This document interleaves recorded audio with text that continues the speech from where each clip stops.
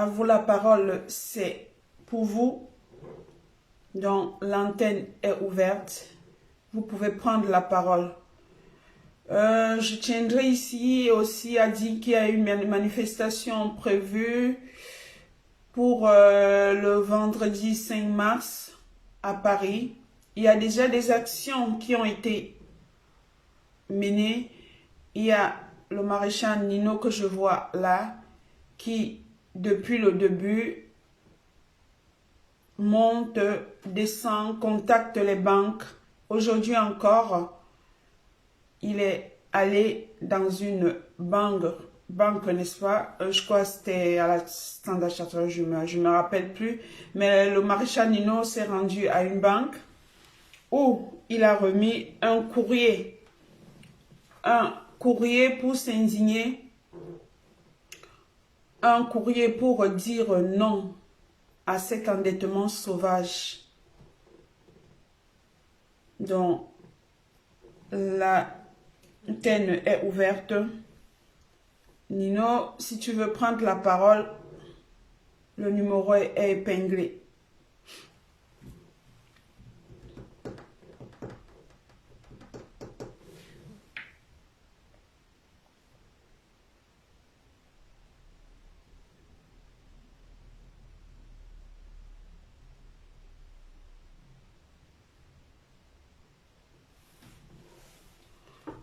Qui sera le premier?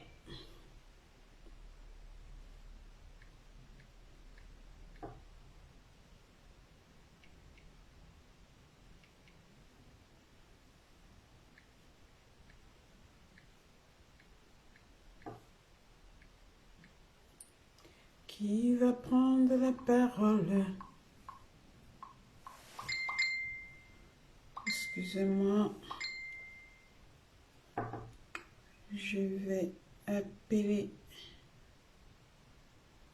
une Amazon.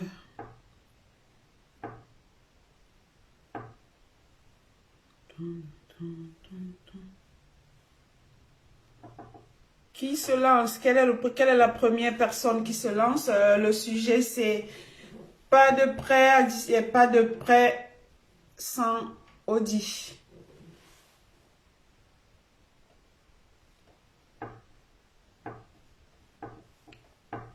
Cette affirmation du père Lado qui dit non à un prêt additionnel pour des infrastructures qui ne rapportent rien au Cameroun.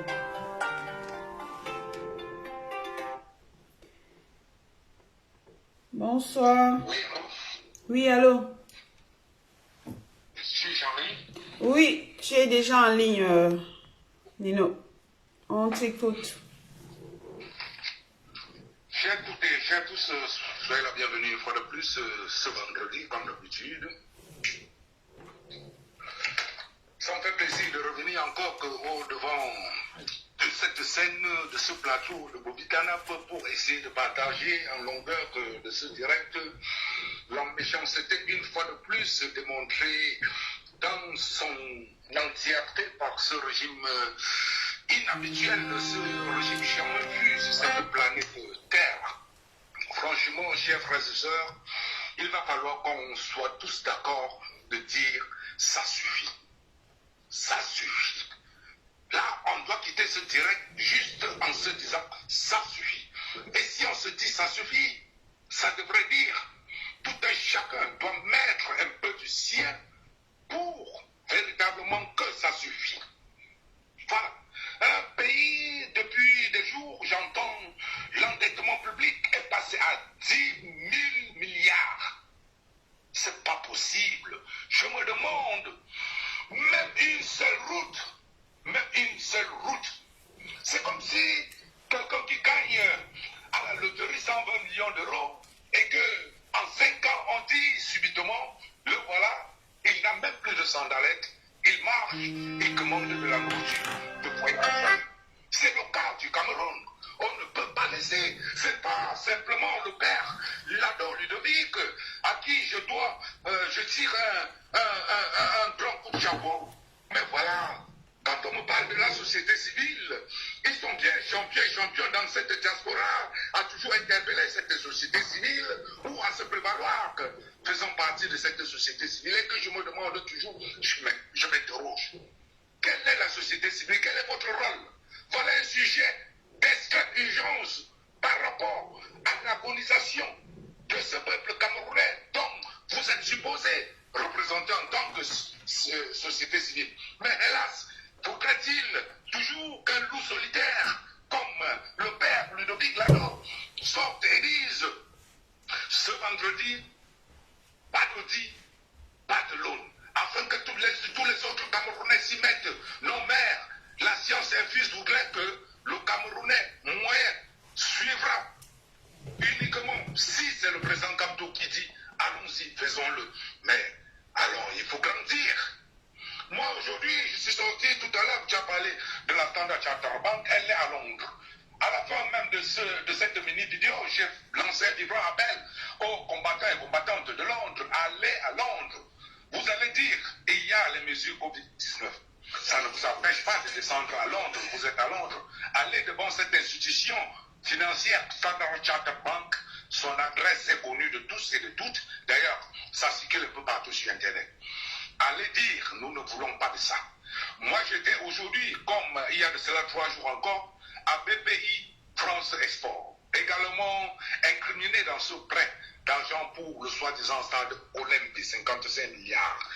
À Lyon, il faut le savoir, c'est le bureau stratégique de BPI France Export.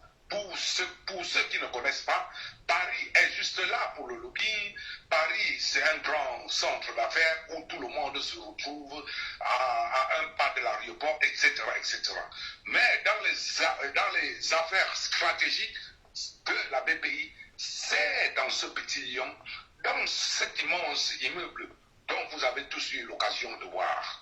Là, il faudrait amener le problème. Notre rôle, on ne peut pas prendre les armes et aller lutter contre ces banques qui ne sont que des affairistes. D'ailleurs, vous avez vu sur leur site, et j'ai multiplié ça sur la toile, ils ont fait sur leur site et déposé par rapport au bilan de 2020 de cette société, envoyez-nous du bois. Nous, on vous envoie du blé. C'est aussi simple que ça. Donc, ça a été là le slogan. Et j'ai interpellé le monsieur, le directeur, aujourd'hui. J'ai dit, c'est insultant pour ces peuples qui produisent du bois. Donc, voilà, vous nous prenez pour qui, etc., etc. Notre travail consiste à salir, autant que nous le pouvons, l'image de la tyrannie piaïenne. Voilà la seule chose qui est possible à notre niveau en tant que diaspora. Et si nous réussissons à faire cela, je vous jure, les sanctions qui tomberont sur Biya et son régime, vous allez pas croire que vous y.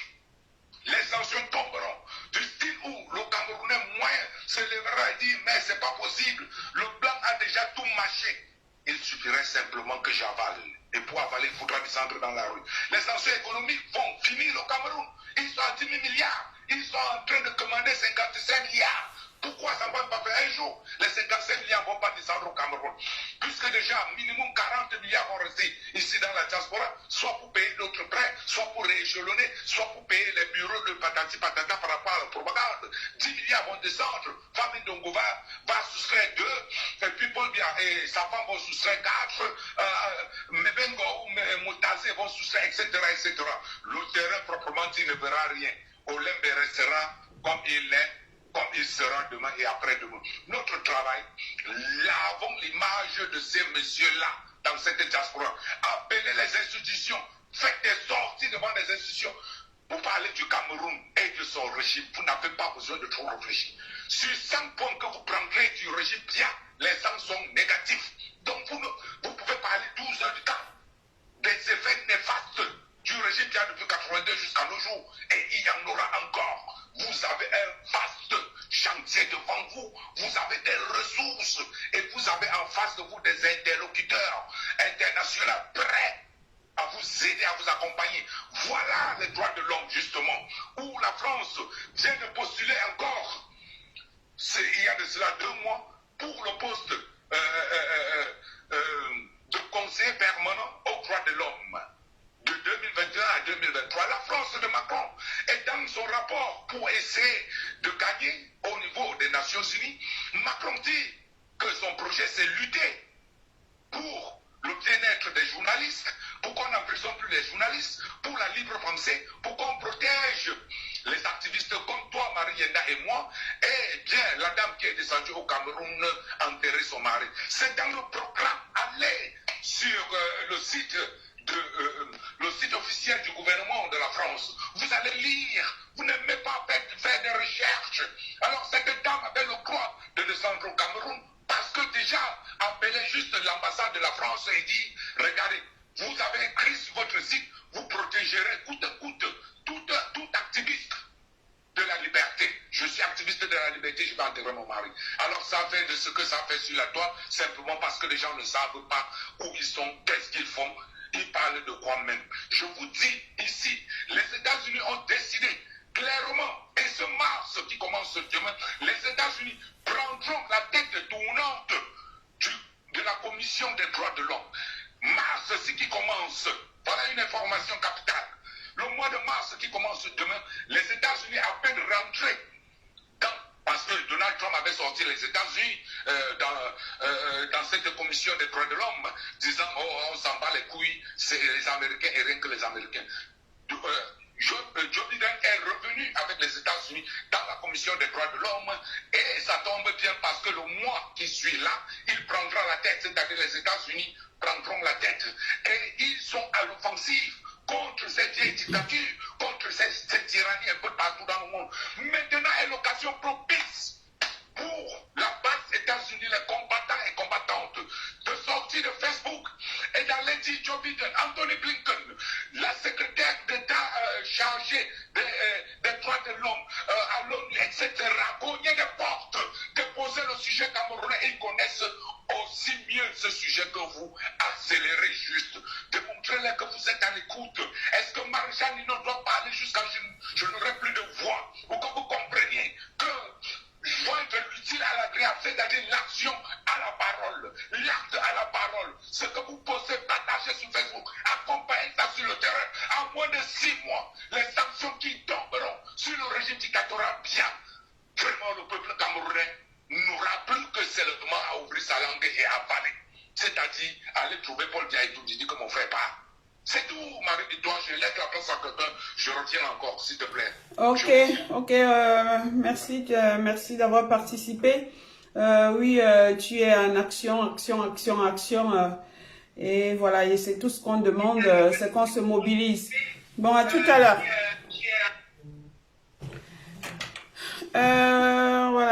Voilà, le sujet est là. Macron, je crois qu'il demandait des preuves, je crois que Calibri avait dit à Macron, quand vous donnez des crédits, ces crédits sont utilisés pour autre chose, et Macron lui a demandé les preuves. Je crois que là, nous avons une preuve tangible pour un besoin de 17 milliards d'euros. On accorde un prêt de 55 milliards d'euros. Et tous les autres milliards qui sont passés dans ce stade, on n'en sait pas où ça se trouve. Donc, je vais appeler Floriane qui est là, qui a essayé de me joindre tout à l'heure. Et voilà, c'est elle qui appelle sûrement. Je la prends. Oui, bonsoir Floriane, tu es en direct. Qu'est-ce que tu vas nous dire par rapport à ce prêt de 55 milliards que certaines banques ont accordé à l'État camerounais par le ministre camerounais de l'économie, Luc-Paul Motazé, toujours des voleurs? Écoute-moi, ma soeur. Je vais te dire que j'ai un don exceptionnel. Il y a plus de 3 mois, vous allez voir, j'ai lancé un direct pour créer les cris d'alarme que le régime va nous tuer avec le crédit. Jusqu'à appeler le président élu Maurice Kamto. S'il pouvait nous aider à faire de façon que ce régime n'a plus droit au crédit. J'ai crié jusqu'à donner les codes, je ne sais pas, les codes pénals que ce régime devait avoir comme sanction, qui était ce qu'on appelle exploitation de l'humanité, envers le peuple camerounais et que jusqu'à même dit qu'on devait porter plainte à la Banque mondiale et au régime bien, nous, le peuple camerounais, pour ce prêt que la Banque mondiale est en train de donner au régime bien. Parce qu'un pays de guerre n'a pas le droit à un crédit. J'ai crié plus de 4 mois pour dire que c'est ce que le régime de Biya avec la Banque mondiale, ils sont en train de faire ce qu'on appelle exploitation de l'humanité. Tu comprends? Parce qu'on n'a pas le droit de payer des crédits que nous, on n'a même pas eu les bénéfices de ces crédits. J'ai lancé un direct ici, ma soeur. Je ne sais pas si tu n'étais pas, tu allais voir. J'ai pleuré jusqu'à dire que le régime Biya, qu'il faut qu'on fasse de façon que la Banque mondiale ne donne plus le crédit au Cameroun. Et après, quelques mois plus tard, j'ai encore lancé un direct pour dire que le régime Biya est en train de nous tuer avec le crédit. Quand je vous vois en train de parler là, j'ai déjà pleuré. J'ai déjà lancé 2 directs pour ce crédit que vous êtes en train de crier maintenant là. Jusqu'à j'ai même expliqué qu'on va même porter plainte, ce qu'on appelle comment on appelle, que la guerre du Cameroun a fait ce qu'on appelle un problème psychologique sur le problème mental des Camerounais qui a nuit le développement. Qu'est-ce que je n'ai pas dit dans ce direct pour dire comment on ne devait pas rembourser certains crédits qui était l'exploitation de humanitaire qu'on devait porter contre la Banque mondiale. Ma soeur, c'est le début. Continuez à écouter le crédit que le Cameroun va payer. Ok. Quand tu écoutes ça, ça fait mal. Florian, ça fait vraiment mal. Merci. ouais, Florian, nous sommes en train de dénoncer, mais il faut mettre en place des actions pour le faire. Je ne sais pas dans quel pays tu es. Tu es en France? Oui. Je crois qu'il y a, non pas que je crois, il y a une manifestation le 5 mars à Paris. Est-ce que tu seras là? Et le 5 mars à Paris. Oui, le 5 mars à Attends Paris, une minute. nous serons... Attends une minute, Oui. Attends une minute. Oui, vas-y, écris. Oui, nous allons nous rendre devant cette banque qui a accordé ce crédit. Et je crois que s'il y a assez de monde... Il faut que nous, les enfants camerounais, devons écrire une lettre à la Banque mondiale. Oui, je crois que c'est déjà fait. Déjà à cette banque, oui, à cette banque, il y a un combattant, il y a Nino qui s'est rendu là-bas aujourd'hui. Donc maintenant, il faut pas seulement dénoncer, il faut qu'on manifeste, il faut que nous soyons présents ce vendredi 5 mars devant cette banque. Oui, j'écoute tes directs, mais est-ce que tu viendras nous rejoindre dans cette manifestation avec ne serait-ce qu'un papier écrit, une pancarte où tu vas exprimer ce que tu ressens. Attends, même pas je me connecte. Je vais me connecter sur Astral. Parce que on a déjà écrit une lettre pour envoyer à la Banque mondiale. C'est pas normal de donner encore le crédit dans ce pays. Oh oui. Ah oui, pour l'instant, je crois que beaucoup de ces crédits sont déjà gelés.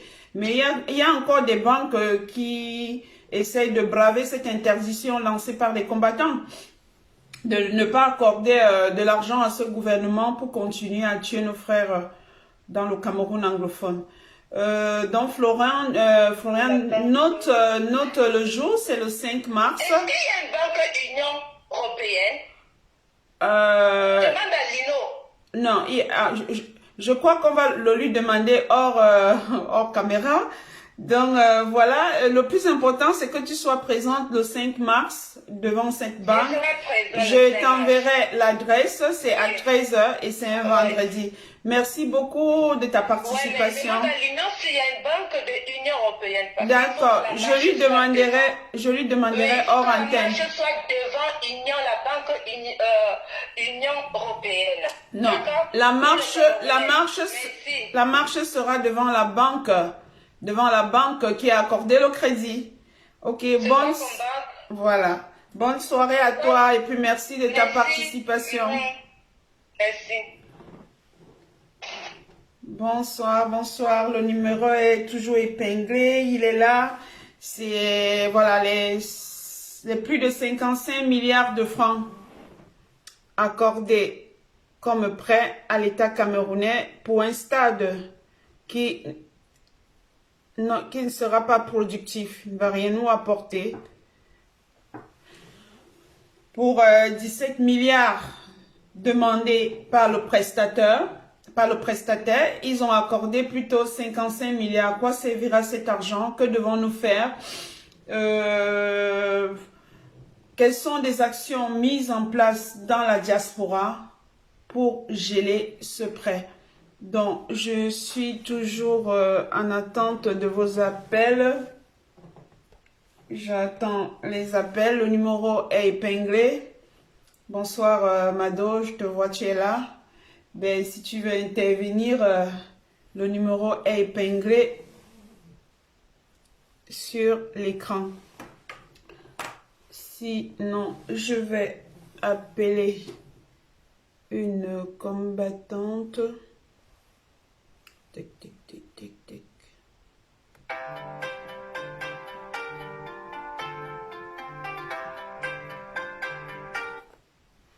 Voilà, elle m'a bipé et elle veut intervenir.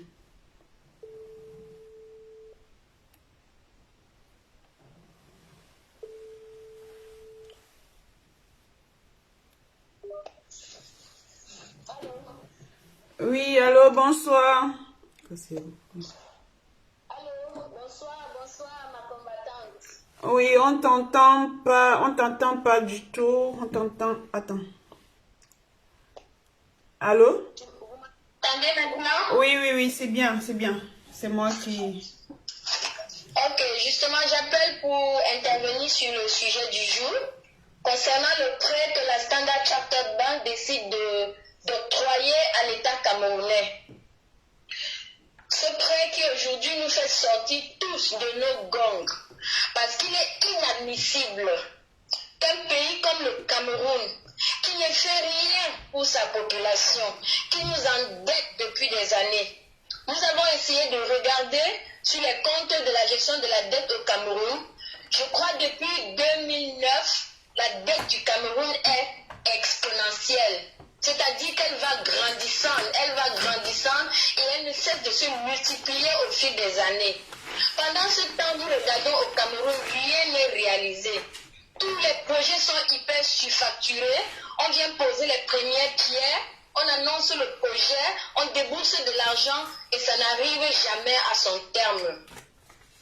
Nous avons le cas de l'Arcelou-Douala Yaoundé. Nous avons le cas des barrages. Nous avons le cas des complexes sportifs qui nous ont été annoncés. Et aujourd'hui, on se retrouve avec des vulgaires stades surfacturés. Cet argent que Standard Chartered Bank décide de prêter au Cameroun, pour moi, c'est une honte, c'est une grosse escroquerie. Parce que ces banques maîtrisent la situation du Cameroun mieux que nous-mêmes.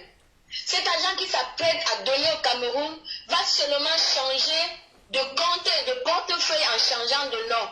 C'est-à-dire que ça va sortir de la Standard Chartered Bank au nom du Cameroun, qui sera remboursé par nos enfants au Cameroun qui n'ont pas de place. Dans les hôpitaux mouroirs, dans les écoles, il n'y a pas de place. Les enfants trempent les pieds dans l'eau pour prendre le savoir. Pendant ce temps, les ministres vivent dans la jet set. Le gouvernement se fiche royalement de la population. Alors, je dis, ces personnes connaissent la situation du Cameroun mieux que nous. Et il faut que pour une fois qu'ils prennent des décisions en tenant compte des souffrances du peuple camerounais. Nous avons publié sur nos pages pas d'audit, pas de prêt à l'État camerounais. Parce que vraiment, il faut un minimum de, comment dirais-je, il faut que pour une fois en 40 ans, que l'État camerounais s'arrête. Je dis même l'État, cette oligarchie de braqueurs qui sont à Yaoundé, qu'ils s'arrêtent un instant et qu'ils rendent un minimum de compte à l'État camerounais. Pas d'audit, pas de prêt. L'audit, en fait, c'est une expertise professionnelle. Je le dis pour nos non-nèmes qui peut-être ne le savent pas. Une expertise qui est menée par des professionnels de la finance qui vont regarder si l'argent déboursé est arrivé dans les comptes justement de l'État et si ça a servi à ce pourquoi c'était sorti. Ce n'est pas le cas au Cameroun aujourd'hui. Ils n'ont jamais déboursé un franc symbolique pour faire ce pourquoi cet argent était destiné. Et je pense que ces banques le savent. Nous avons regardé les sites de toutes ces banques qui donnent de l'argent contre nos matières premières. Hein? Et nos enfants souffrent de génération en génération. Nos matières premières servent à rembourser des dettes qui ne nous ont servi à rien.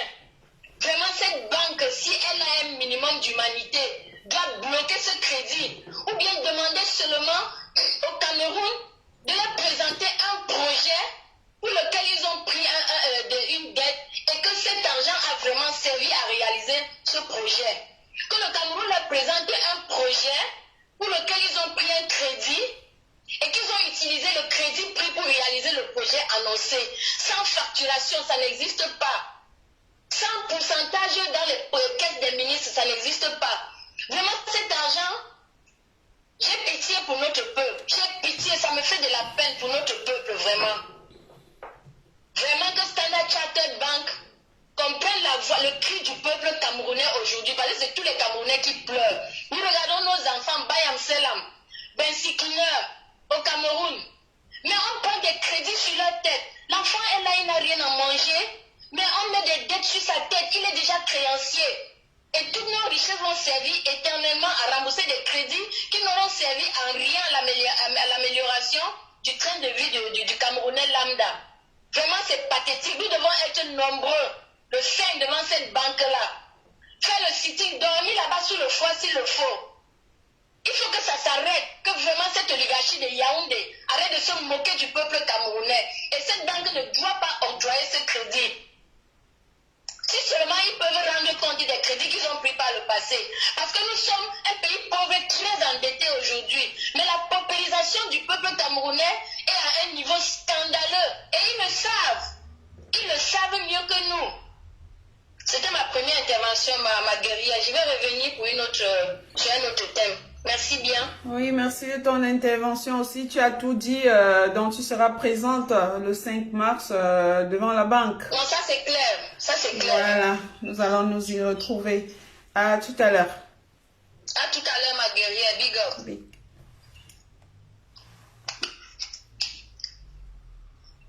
Donc voilà, c'était Sabine, une combattante, une Amazone engagée, qui va aussi se déplacer le 5 mars pour manifester, pour s'indigner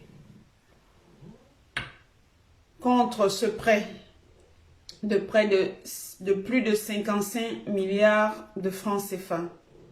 Lui, Paul Motazé, qui continue à piller le pays, qui continue à tuer nos enfants, qui continue à sacrifier des générations en génération.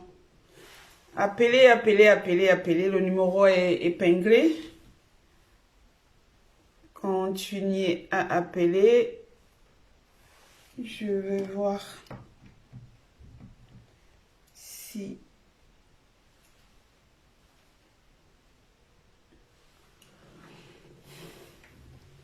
Donc, nous disons non à ce prêt. Nous avons la guerre dans le Cameroun anglophone. Nous n'avons pas d'eau, nous n'avons pas d'hôpitaux, nous n'avons pas d'électricité. Il est inadmissible qu'on s'endette pour des stades qui ne produiront rien du tout. Le numéro est épinglé. Appelez.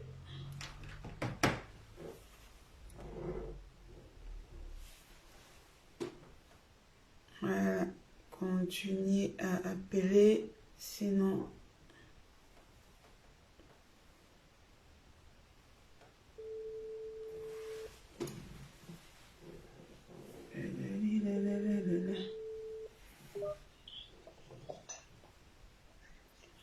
Allô?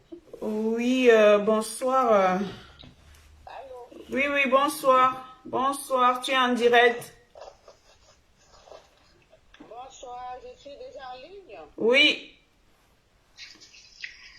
Bonsoir à tous les auditeurs et les auditrices. Pour me joindre sur le débat de mes prédécesseurs, je je pense que ces colons ou les colons sont vicieux. Ils sont vicieux pourquoi?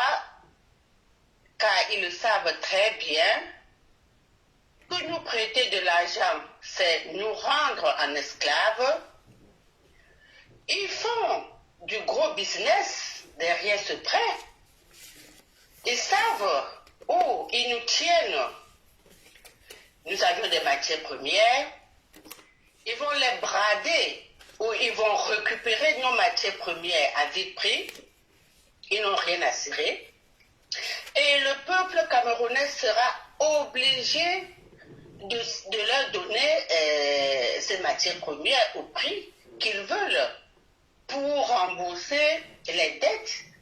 Les dettes, ce qui est pénible à entendre dans ce prêt, c'est de savoir que les enfants de nos petits-enfants sont déjà endettés. Les pauvres ne sont même pas encore venus au monde, mais ils sont déjà endettés. C'est là où vient la priorité de ce gouvernement génocidaire de Yaoundé. Et, comme disent les gens, on s'en fout bien du nègre à Paris.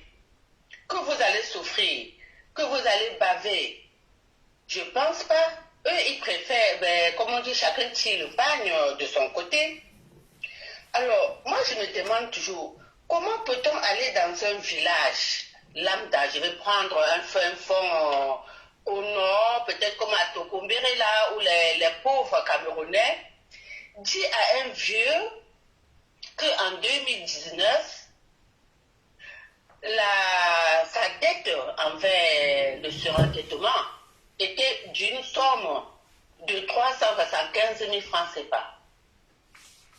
Comment ce pauvre, qui n'a jamais vu une route goudronnée, qui n'a jamais eu un accès à l'école, que ses enfants sont assis à main le sol, comment peut-on expliquer à ce pauvre paysan qu'il est redevable, qu'il doit rembourser un crédit?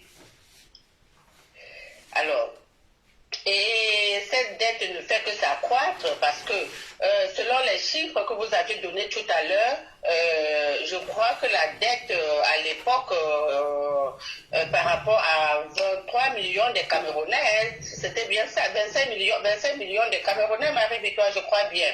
Oui, la population du Cameroun. Oui, presque 30 millions déjà. Presque 30 millions. Alors, nous avons fait des recherches et les chiffres que nous parlons là, c'était la dette de 2019.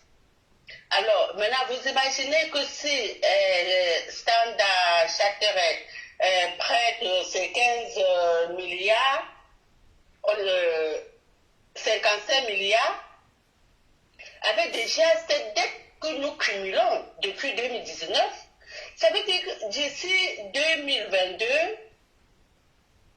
même un bébé qui n'est pas encore né sera déjà endetté de minimum 500 000 francs CFA avant qu'il ne sorte du ventre de sa maman.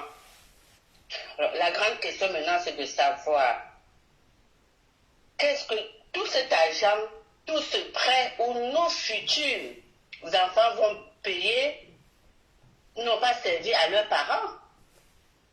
Je ne pense pas que les parents aujourd'hui qui vont se rencontrer, qui vont projeter leur avenir et que d'ici 2 ans, un bébé viendra au monde. Je ne pense pas que ces parents-là, c'est les mêmes aujourd'hui qu'après une licence, après un master, un pousseur. Ça veut dire qu'il n'a pas bénéficié de ce crédit. Est-ce que vous voyez la gravité du sort du peuple camerounais? C'est pour cela que nous devions être devant cette banque le 5 mars en foule pour crier haut et fort, attirer l'attention du français lambda pour leur dire que vous êtes ici, vous ne travaillez pas, vous bénéficiez du RSA, vous savez d'où vient la source de ce RSA que vous bénéficiez, que ce sont nos enfants qui sont privés de tout. où on les a tout arrachés, on les a affamés pour venir gonfler vos caisses ici, pour que vous puissiez rester à la maison en longueur de journée, regarder les chaînes de télévision, et c'est les ressources pillées ailleurs qui viennent rembourser. Alors, j'invite tous les peuples camerounais d'être massivement le 5 mars. Parce qu'il est inadmissible que nos enfants vont payer des dettes qui n'ont jamais profité. Parce qu'on va beau le dire, au temps d'Aïdjo, les écoles quand même, on n'était pas au sol. Moi, à mon époque, j'ai souvenir qu'au moins un vendredi sur deux, on lui donnait de la nivaquine le vendredi soir. Il y avait une prévention contre le paludisme. Et il y avait une prévention contre tout ce qui était parasité. On lui donnait, c'était de l'huile de foie, un truc qui était dégueulasse à avaler. Mais ça avait un effet. On avait des vaccins contre la tuberculose, le tétanos, gratuitement. L'État mettait, chaque école, c'est pas juste l'école où moi j'ai fréquenté, tous les élèves à l'époque de ma génération ont eu au même traitement, je crois, moi je suis de l'Ouest, dans la partie de l'Ouest Cameroun. Alors je pense que ça a été le même traitement au Sud, parce que Aïdjo n'était pas un président tribaliste comme ce vieux génocidaire qui est là aujourd'hui. Le gouvernement de Biya n'a jamais pensé à la souffrance du peuple camerounais, Marie-Victoire. Nous devions attirer, marteler nos jeunes du pays pour qu'ils prennent conscience de leur devenir. Alors j'invite tous les Camerounais de la diaspora de se retrouver le 5 mars. Merci Marie-Victoire. Merci, bonne soirée à toi, merci de ta participation. Donc voilà, on va se retrouver. J'espère que tu vas nous apporter des pancartes parce que moi je viens de loin. Il faut. Et j'espère que tu vas me réserver une pancarte à Paris avec des inscriptions fortes dessus. Donc, sans faute. D'accord. On va y être là, sans faute. Bonne soirée. Bonne soirée à tous les auditeurs. Bonne soirée. Donc voilà, elle a bien expliqué, selon certaines sources, la dette publique du Cameroun au 30 septembre 2020 se chiffre à plus de 10 164 milliards de francs CFA. On se demande quel investissement l'État camerounais a-t-il fait pour endetter encore le Cameroun. Pourquoi demander un autre prêt de 55 milliards de francs? Il servira à quoi? Pour 17 milliards, on demande 55 milliards. Pour faire quoi? Pour continuer à piller nos richesses. Qu'est-ce qui peut justifier une telle gabegie? Qu'est-ce qui peut justifier un tel prêt? Si ce n'est qu'acheter des armes. Bonsoir. Bonsoir, Marie-Victoire. Bonsoir, Élisée. Fidèle auditeur, à vous la parole. Tu es déjà en ligne. Tu vas essayer de nous dire qu'est-ce que c'est qu'un prêt pour une banque. Et voilà, quelles sont des actions que nous, ici dans la diaspora, nous pouvons mener pour, je ne sais pas si on peut encore geler ce prêt, si le fait qu'on dénonce, nous serons entendus. Donc, je te laisse nous entretenir dessus. Ce que j'allais dire d'abord, c'est qu'il faut bien expliquer comment en fait l'opération est montée, comment elle s'est déroulée. Ça veut dire que le gouvernement camerounais, en ce moment, est à court de ressources financières, à court de recettes. Si ceux qui ont regardé les dernières statistiques de la Banque mondiale, on dit que le montant des recettes fiscales aujourd'hui, ça représente seulement 10% du produit intérieur, ce qui est très faible. Parce qu'il y a tellement de corruption et puis l'activité économique. Donc, le gouvernement camerounais a court de ressources. déjà emprunté auprès des bailleurs de fonds bilatéraux pour construire ce stade et que l'argent a été détourné en fait.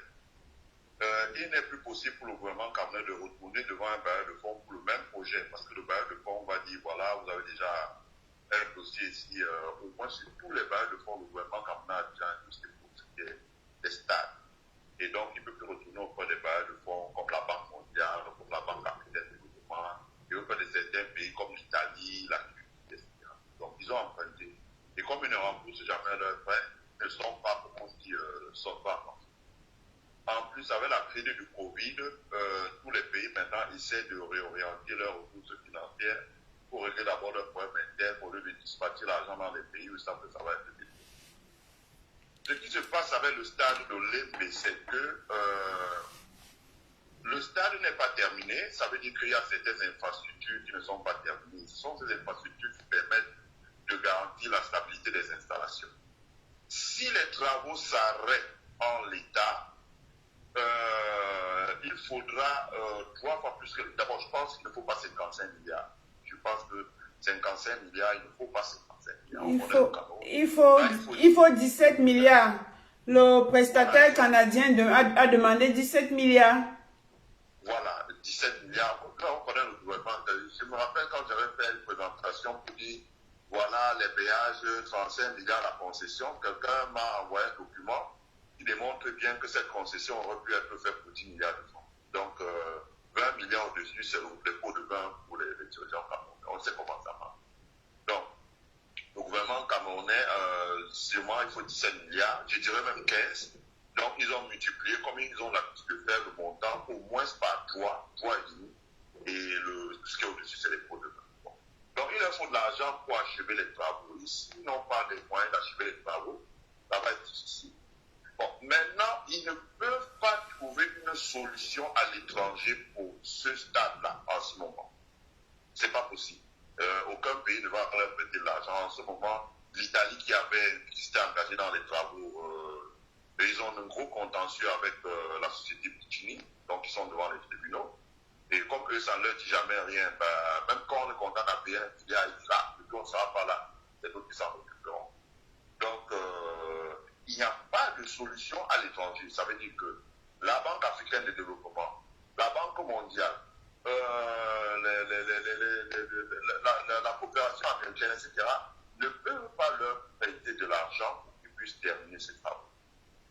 Ce qu'ils vont faire maintenant, c'est qu'ils ont opté pour une solution interne. La Standard Chartered Bank est une banque internationale, mais qui a une filiale au Cameroun. En l'état, c'est la filiale camerounaise qui va prêter l'argent de la Standard Chartered Bank.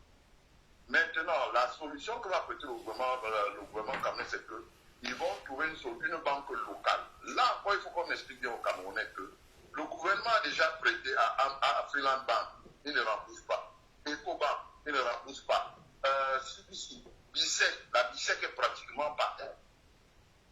Les partenaires français se sont même retirés parce que la BICEC est pratiquement par terre.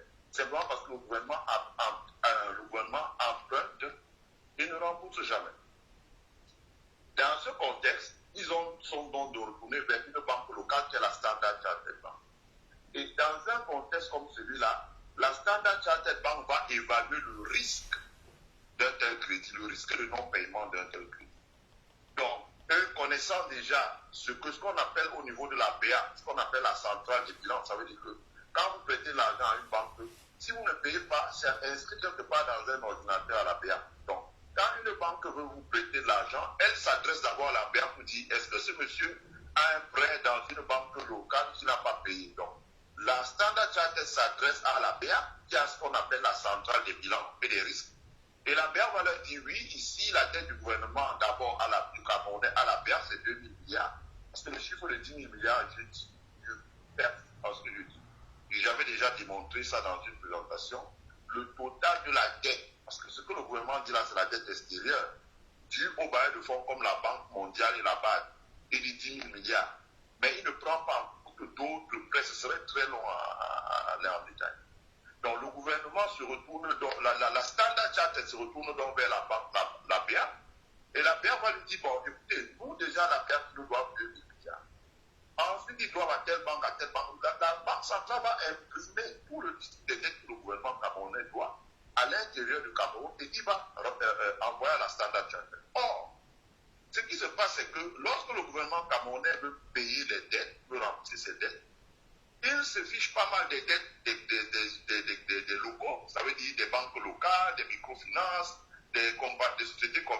locales, des entrepreneurs, des petites PME locales, des grandes entreprises locales. Ce n'est jamais son problème. C'est d'ailleurs pour ça que les multinationales qui viennent travailler au Cameroun ne travaillent jamais sur des contrats qui seront payés par le gouvernement camerounais, mais travaillent toujours pas sur des contrats qui seront payés par des bailleurs internationaux. Ça veut dire que si Razel veut faire une route, Razel ne prendra jamais une route qui sera payée par le gouvernement camerounais sur le budget d'investissement, puisqu'on appelle le BIP. Razel prendra toujours une route qui est financée par la Banque mondiale, parce qu'il a la certitude qui sera payée. Donc, le gouvernement s'est retrouvé vers la Standard Chartered Bank. La Standard Chartered Bank, elle se renseigne au niveau de la centrale de bilan de la BA et des risques. Et la centrale des bilans et des risques de la BA va lui dire, voilà, le gouvernement camerounais ne paye pas, voilà ce qu'il doit, voilà ce qu'il rembourse. Si par exemple, il doit, je ne sais pas moi, 10 000 milliards à tous les acteurs, les entreprises, les banques locales, et qu'il est censé rembourser par exemple, je ne sais pas moi, 250 milliards par an, et que dans l'affaire, il ne rembourse que 90 milliards, ben, vous comprenez que c'est un prêt à risque. C'est un prêt à risque. Et dans ce cas, il y a deux solutions. D'abord, il y a la garantie du gouvernement. Parce que, en principe, les banques peuvent toujours à un État parce qu'un État, ça ne fait jamais faillite. Un État, ça ne fait jamais faillite. Un État, du moment que ça lève les impôts, il y a des gens qui vivent au Cameroun, même s'il y a la guerre, on va payer les impôts. Et tant qu'on paye les impôts, l'État peut prélever, rembourser. Même si c'est en 30 ans, l'État va rembourser avec intérêt. Donc, généralement, on prête toujours à l'État. Bon. Et ça, nos dirigeants le savent. Ce qui se passe, c'est que la Standard Chartered Bank, qui est une banque anglo-saxonne, ne raisonne pas comme les banques camerounaises ou les banques françaises. Ils raisonnent différemment. Ils ont dit au gouvernement, OK, nous, on n'a pas confiance en la qualité de votre signature à cause des informations que nous avons à la centrale de bilan de la BA. Et donc, on n'a pas confiance à votre signature. On sait que par principe, un État, ça paye toujours, même si c'est dans un siècle, ça paye toujours. Mais nous voulons une garantie externe. Et donc, la garantie externe, donc, c'est la BPI, qui est la Banque publique des investissements française, parce qu'en fait, la BPI, ce n'est pas une banque au sens de la banque commerciale comme la BNP. Toujours les Français dans la manœuvre. Ouais, voilà. Donc, c'est la BPI donc, qui va se porter caution pour le remboursement du prêt ou une partie du prêt. Par exemple, la BPI peut dire, écoutez, si le gouvernement camerounais ne paye pas les 55 milliards, moi je m'engage à vous rembourser le principal, qui est 55 milliards, et vous pourrez utiliser une action administrative pour couvrir les intérêts. Voilà. Ou la BPI peut dire, bon, si le gouvernement camerounais ne paye pas, moi je m'engage à vous rembourser 70%. Donc dans les 55 milliards là, moi je vais vous rembourser peut-être 40 milliards. Et vous allez vous battre pour 15 milliards et les intérêts.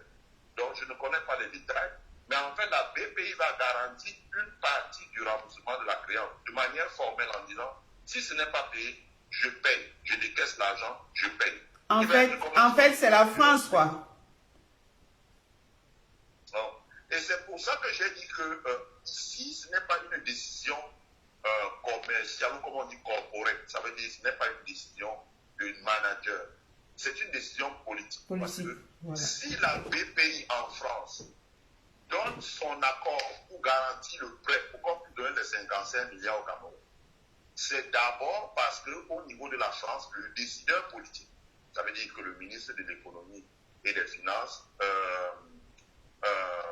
Bruno Le Maire, qui est la tutelle de la BPI, ensuite son collègue Jean-Yves Le Drian, qui est le ministre des Affaires étrangères, et du commerce extérieur, c'est très important de le souligner, et du commerce extérieur. Voilà les deux personnes qui vont étudier le dossier et remonter à leur plus haute hiérarchie. Vous savez que c'est le dossier. Et qui vont donc dire, bon voilà, nous proposons la BPI à couvrir 55 milliards, parce qu'à 55 milliards, ce n'est pas la décision d'un manager dans la banque. C'est la 55 milliards, c'est une décision politique, parce que la BPI, c'est une banque publique. Donc la BPI va donc garantir le remboursement de ce prêt à la Standard Chartered Bank. Et sur ce, la Standard Chartered Bank qui dispose des dépôts, surtout comme maintenant les marchés financiers sont sur liquide parce que son activité économique est à terre, ceux qui sont connectés à la bourse voient que la bourse chute, tout le monde a des maux de tête. Et donc il y a en fluidité, donc des banques comme la Standard Chartered Bank disent bon, c'est une opération qui n'est pas risquée parce qu'on est sûr au moins de récupérer le principal de nos clients, la France va nous rembourser. Peut-être les intérêts, on verra. Donc, sur ce, la Standard Chartered va prêter l'argent au gouvernement camerounais. travaux. Voilà, c'est de ça qu'il s'agit. Donc, je vais répondre à deux préoccupations. D'abord, est-ce que la décision des activistes est bonne? Deuxièmement, est-ce que la stratégie des activistes camerounais est la meilleure? Et troisièmement, comme disait Ida hier sur le poste que tu as commis sur ton mur, est-ce que la responsabilité sociale des entreprises au niveau de la Standard Chartered et la BPI est justice? Première chose, est-ce que la responsabilité est-ce que l'action des activistes camerounais est fondée? Oui, parce que ceux qui ont une culture anglo-saxon ou bien allemand, etc., savent que c'est des pays où ce sont les citoyens qui veillent sur l'utilisation des deniers publics. Dans le cas d'espèces, on voit que ce sont des stades qui on s'est déjà endetté de 2 milliards, alors c'est des stades où ailleurs on a compté à 100 milliards. Donc on s'est endetté 2 fois et demi le prix de son rêve. Et 1,5% de cet argent est parti dans la nature. Donc, les gens sont en train de se demander pourquoi on dépense, on fait encore des avenants pour pouvoir allonger les temps. Bon. Donc, les activistes camerounais ont le droit de s'élever en disant, parce que je l'ai dit et je l'ai dit, ça fait 2 ans que j'avais fait une présentation. Le problème de notre pays, c'est que quand Haïti occupe le pouvoir, il laisse un Cameroun qui a des réserves à l'extérieur, qui a des réserves à la BIA, qui a des réserves dans les banques internationales. Un Cameroun qui a un fonds souverain qui s'appelait la Société nationale d'investissement. Donc, il y a énormément de cash. Et lorsque Paul Biya est arrivé, il a dépensé ce cash-là, vraiment comme dit que c'est ça qui a d'ailleurs fait soulever l'expression job pour pot. C'est-à-dire que quelqu'un mange et puis casse encore le plat où il mange à l'intérieur. C'est que ça, ce qui n'est pas compréhensible. C'est-à-dire que non seulement on a dépensé le cash, mais on a détruit l'outil de travail qui permettait de produire ce cash-là. Donc, pour les entreprises publiques, les machines ont été vendues, le chemin de fer camerounais, regardez ce qu'on en a fait. À partir de ce moment, dès qu'on a dépensé ce cash, le Cameroun s'est lancé dans la spirale de l'endettement, alors qu'il aurait dû faire des réformes. J'étais encore tout petit, mais c'est en grandissant que j'entendais le mot la commission Zapo, les interviews du professeur Georges Ngabo sur le poste national, etc., où il y avait beaucoup d'économistes camerounais qui disaient comment on faisait pour restructurer et sortir de là. J'avais écouté les gens compétents pour ça. Paul Biya s'est lancé dans l'endettement. Et comme l'argent venait, on n'est jamais sorti de ça. On a bénéficié des contrats de désendettement que Chirac avait promis aux Africains. Ils s'étaient battus parce qu'en disant, bon, il faut au moins que je laisse quelque chose pour la postérité. J'ai été très lié aux Africains. J'ai fait ce qui n'est pas bien, mais il faut au moins que je me rachète. Donc on a eu les contrats de désendettement. Même là, les contrats de désendettement, tout cet argent a été aspiré. Donc, il reste quoi maintenant? Il ne reste pas grand-chose. Donc vraiment, Kamel s'est jeté encore, alors qu'il était, on l'avait déjà désendetté, ramené à zéro, il s'est relancé encore dans des dettes. Et l'endettement au Cameroun, et ça, il faut que les activistes camerounais s'adaptent à ça. Parce que l'endettement au Cameroun, les gens le voient, c'est que quand ces gens prêtent de l'argent dans une banque, c'est comme si c'est un cadeau qu'on leur a donné. Ils ne mesurent même pas que c'est un argent qu'on doit rembourser. Ils dépensent parce que bon, c'est l'argent pour la flore. Ils prêtent, ils mangent, ils achètent des voitures, ils détournent, ils voyagent, etc. Le gouvernement camerounais vit à crise depuis plusieurs années. Donc les activistes doivent se battre pour que ça stoppe. On a vu ça au Nigeria. C'est parce que les Nigérians avaient pris Sani Abacha à la gorge en allant dénoncer tous les endroits aux États-Unis, des compagnies comme Shell qui lui donnaient des avances de trésorerie avant la production du pétrole, etc. C'est quand les activistes nigérians se sont bougés dans le monde dans les années 90 que le Nigeria a trouvé le chemin de la démocratie. Donc c'est important. Parce que cette dette-là, ce n'est pas pour le gars qui va rembourser ça. Lui, ça va pas. Ce n'est pas les gens qui l'encourent, les motards, etc. C'est nous qui allons continuer à travailler, nos petits-enfants. C'est eux qui seront redevables de cet argent. Donc il est temps qu'on freine un peu la spirale de la dette. Parce que là, on a envie de voir le Cameroun se jeter dans... Parce que ce que je voulais aussi dire, c'est que cette formule de prêt dans les 55 milliards, j'aimerais bien que le ministre des Finances vienne nous dire à quel taux d'intérêt ils vont emprunter ça. Et si le gouvernement avait été encore crédible, il aurait emprunté cet argent à la bourse de Douala, sur les marchés financiers, en émettant des obligations. Simplement parce qu'ils sont vraiment, c'est vrai. Et donc, ils sont obligés de recourir. Ça, c'est déjà le deuxième, dont les activistes ont raison. Deuxième chose est-ce que les activistes ont raison de s'en prendre à Standard Chartered? C'est là où je vais un peu vous décevoir. Je dis non. Parce que Standard Chartered est une banque. Si vous dites, j'ai vu des gens qui disent, comme Colin Nana qui disent, il faut boycotter Standard Chartered. D'accord, il faut boycotter Standard Chartered. Mais n'oubliez pas que Standard Chartered emploie des Camerounais. Que ces Camerounais ont peut-être emprunté à Standard Chartered pour construire leur maison et c'est parce qu'ils travaillent qu'ils remboursent. Et qu'ils ont peut-être emprunté pour construire un immeuble parce qu'il y a des systèmes de logement, etc. Il y a des PME camerounaises dans la zone de Bonabéry qui donnent du travail à beaucoup de Camerounais qui sortent le matin pour aller gagner leur pain quotidien. Et c'est Standard Chartered qui les finance. Standard Chartered, c'est une banque. La banque, elle paye une licence, elle paye des redevances pour exercer sur le marché camerounais. Elle vit des prêts de la même manière que Afriland Bank, Ecobank, ISEC prennent l'argent à l'État du Cameroun. Elle a le droit de prêter l'argent. Et je dirais même que je soutiens Standard Chartered parce que lui au moins prête l'argent pour un projet. Alors que beaucoup de banques camerounaises prêtent l'argent pour ce qu'on appelle les déficits. Ça veut dire que le gouvernement, par exemple, a plus d'argent pour payer les fonctionnaires, on lui prête l'argent pour payer les fonctionnaires. Alors que Standard Chartered prête sur un projet, il est capable de dire, bon, vous avez fini le stade, vous me donnez le titre de propriété sur ce stade.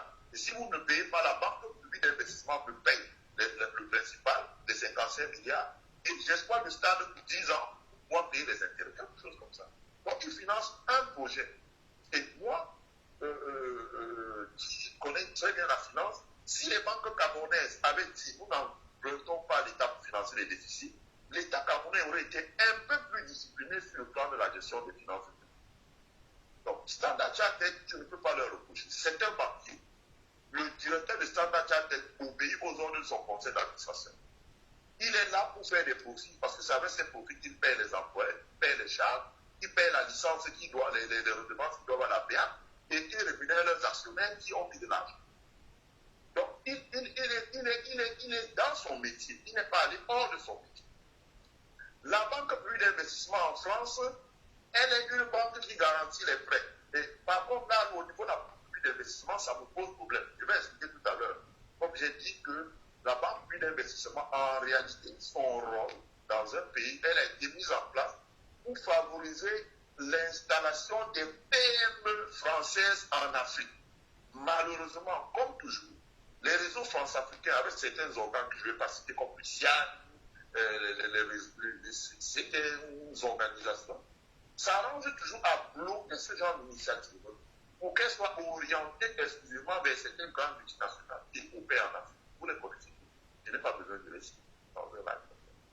Et ça se fait au détriment des PME françaises. Alors qu'en réalité, les gens qui peuvent vraiment investir en Afrique de manière à ce que ça profite aux Africains, ce sont les PME françaises. Et je peux vous garantir, parce que je connais bien le dossier, il y a des milliers de PME en France qui veulent réaliser des choses au Cameroun et qui sont découragés par cette même BPI. Et comme les BPI, voilà, tout ça fait dire que et la BPI étant une banque publique, le directeur de la BPI est nommé par un ministre, qui lui-même le nomme sur recommandation d'un premier ministre, d'un président, etc. Donc c'est une décision politique. C'est pour ça que j'ai dit qu'à mon niveau, je pense que les activistes camerounais doivent s'adresser à des décideurs politiques en France. Parce que si la BPI se retire de l'opération s'arrête beaucoup. Parce que Standard Chartered Bank a certainement dit au gouvernement camerounais, je suis prêt à te donner l'argent si j'ai la garantie de la BPI. Et la BPI a donné sa garantie, Standard Chartered est prêt à donner parce que le risque est couvert à 100%. Donc, si les décideurs politiques français disent à la BPI, vous arrêtez là, vous ne donnez pas la garantie parce qu'on voudrait voir clair. Il y a une offre des Canadiens qui fait les travaux à 17 milliards. Pourquoi on est à 55 milliards? Par exemple, et ça va augmenter l'endettement de ce pays-là. Si le décideur politique dit à la BPI, vous ne donnez pas de garantie, vous demandez à ce qu'on revoie, on nous dit la faisabilité des travaux. À ce moment, vous allez voir que la BPI va s'arrêter. Donc l'opération ne pourra pas se faire dans sa propre politique. Donc ce n'est pas ni vers la Standard Chartered qu'il faut s'adresser, ni vers la BPI, mais c'est au niveau des décideurs politiques. Et dans le cas d'espèce, il y a deux décideurs. Il y a celui qui est l'interlocuteur entre la BPI et le Cameroun, c'est le ministre des Affaires étrangères et du Commerce extérieur, M. le Président. Et il y a ensuite celui qui est l'interlocuteur entre l'État de France et la BPI. C'est la tutelle, c'est le monsieur Bruno Le Maire, qui est le ministre de tutelle de la BPI. Donc, voilà les deux décideurs politiques, parce que le ministre en France, c'est une décision. Donc, si les activistes essaient de lobbyer, comme on dit, ces deux décideurs, essaient de lobbyer l'Assemblée nationale française, qu'elles interpellent le ministre en disant, monsieur, qu'est-ce qui se passe? À ce moment-là, on peut avoir une lueur d'espoir, mais vous pouvez rien faire pour stopper la standard de banque. Et ça n'a pas bonne image qu'on lance un boycott contre une banque qui ne fait qu'exercer une activité comme ça. Ensuite, je voulais parler de la responsabilité sociale des entreprises, parce que il m'a interpellé en me disant, oui, mais bon, parce qu'il y a ce qu'on appelle le concept de responsabilité sociale. Ça veut dire que aujourd'hui, par exemple, vous avez vu Facebook aux États-Unis et Twitter permet les comptes des personnes qui étaient impliquées dans des violences qui ont touché Washington. C'est parce que vous ne pouvez pas vous exonérer en disant, ah ben voilà, il y a eu la casse, la propagande est passée par les réseaux sociaux. Vous ne pouvez pas dire, ah non, on est là pour autoriser les gens à ouvrir des comptes sans payer au contenu. Parce que vous avez une responsabilité sociale. Le désordre qui se fait, si vous avez fermé les comptes, il ne se ferait pas. Donc, vous avez vu immédiatement Twitter, Facebook ont fermé ses comptes. Sur WhatsApp, on menaçait de publier le profil des gens qui détenaient un compte de WhatsApp pour que les gens soient un peu plus responsables. C'est la responsabilité sociale. Par exemple, dans les réseaux. Une autre responsabilité sociale, c'est ce qu'on a vu avec les lois américaines, par exemple, qui ont poussé des compagnies comme le chien, qui faisaient des affaires aux États-Unis à se retirer du Nigeria. Parce qu'au Nigeria, leur était impliqué dans la pollution. Et quand ils voulaient dépolluer, les autorités locales, les gouverneurs locaux leur disaient, écoutez, donnez-nous l'argent, on va le faire, et ils ne le faisaient quand même. Et donc, il y avait des poursuites, la loi autorise, même si ça se fait au Nigeria, mais vous avez un pied aux États-Unis, la loi autorise les Nigériens au niveau des États-Unis à poursuivre. Parce que vous avez une responsabilité sociale, vous ne pouvez pas polluer les rivières, polluer les terres agricoles, polluer les villages avec de l'huile, du pétrole brut partout, qui rend la vie des êtres humains, même des animaux et même des plantes invivable. C'est la responsabilité sociale. Ça veut dire qu'aujourd'hui, une entreprise, quel que soit son domaine, si par exemple elle est dans le commerce, si vous importez des produits avariés, par exemple de la tomate concentrée avariée, et que vous mettez sur le marché, et que les Camerounais mangent, et que ça, par exemple ça crée un dérèglement hormonal chez les femmes, par exemple, lorsqu'elles accouchent, ben, vous êtes tenus pour responsable. Moi je connais des gens qui sont en prison au Cameroun parce qu'ils ont importé des tomates concentrées avariées de Chine, et qu'ils ont mis sur le marché, et qu'on s'est rendu compte des gens allant se soigner en France, c'est ça qui les a rendus malades, et gravement malades.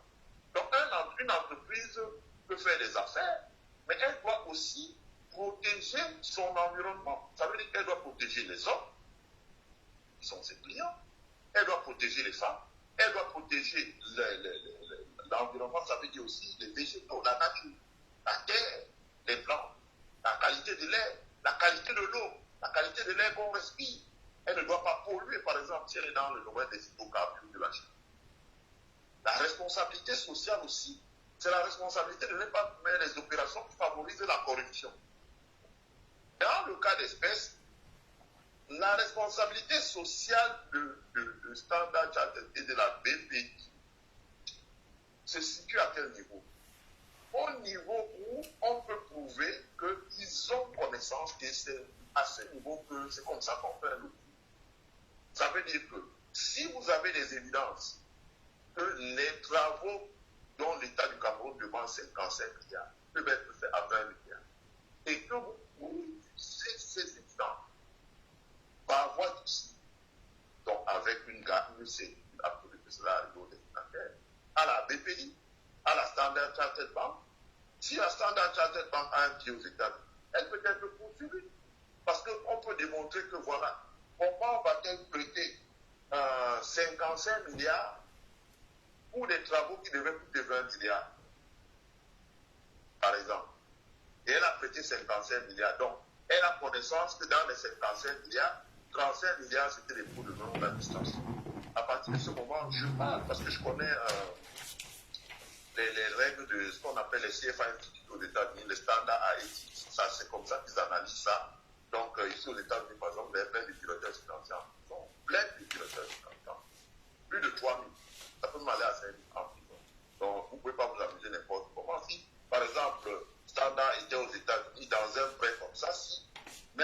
accordé l'opération.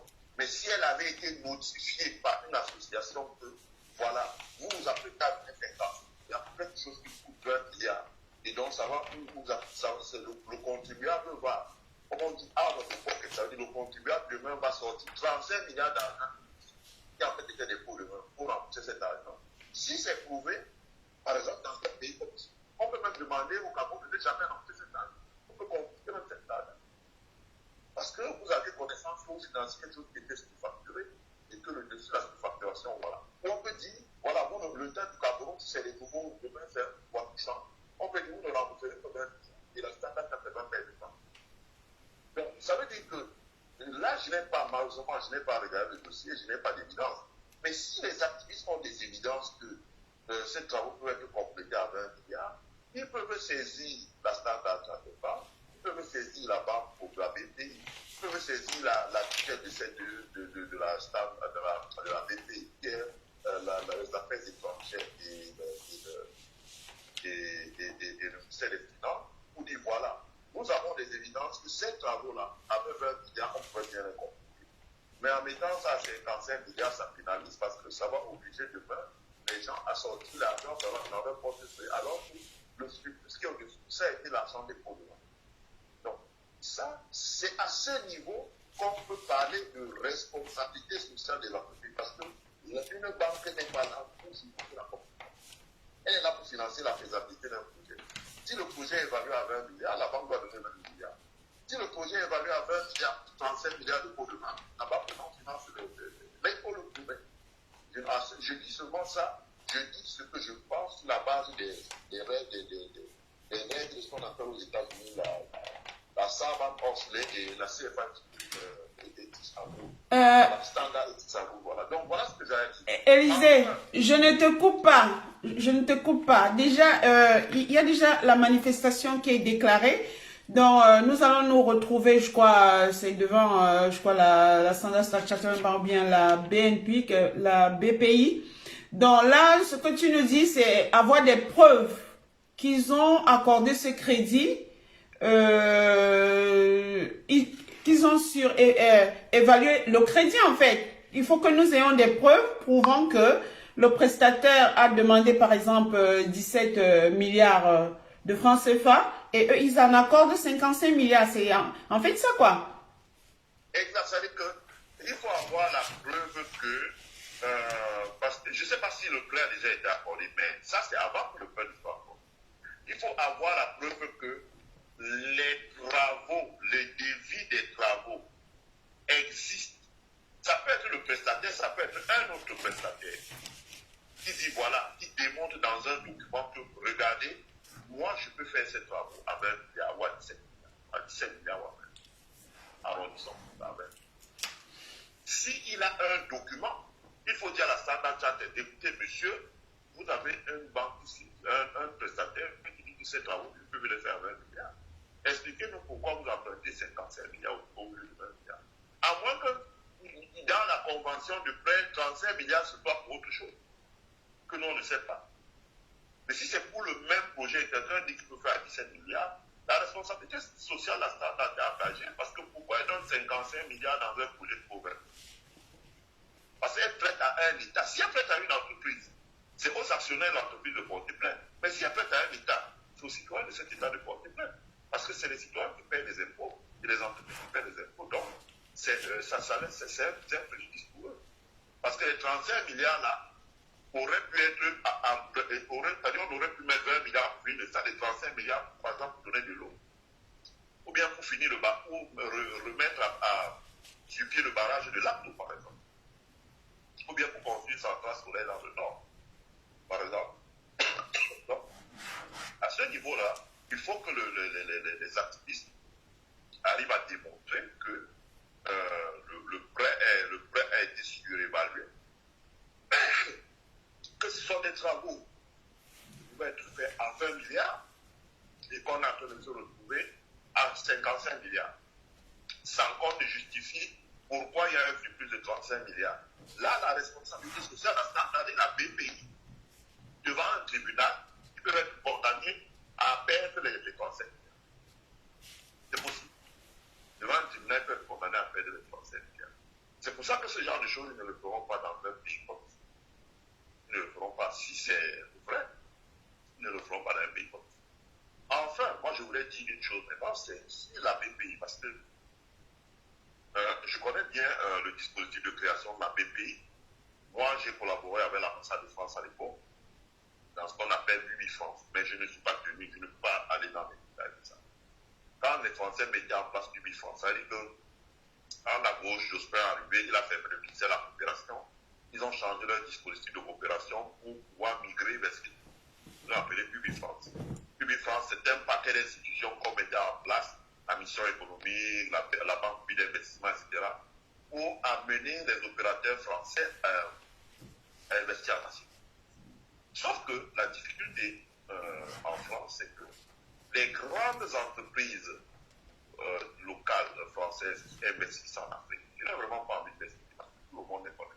Celles qui investissent dans les ports, celles qui investissent dans les travaux publics, celles qui investissent dans les télécommunications, celles qui investissent dans ceci, ont des lobbyistes qui vont faire un lobby intense en France pour que le gâteau france-africain reste seulement leur propriété. Donc, du coup, la BPI ne finance presque jamais les entrepreneurs. Je connais quantité d'entrepreneurs français.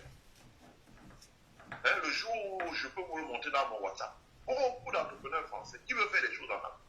Il y en a qui veulent par exemple utiliser tous les vieux pneus en France et les transformer en Afrique pour faire du goudron foie pour qu'on puisse bitumer les routes, par exemple. Donc ça leur permettait de récupérer tous les vieux pneus en France pour les recycler en Afrique. Il y en a qui veulent seulement venir en Afrique construire des centrales solaires pour fournir l'énergie solaire. Il y en a qui veulent seulement venir en Afrique, par exemple, pour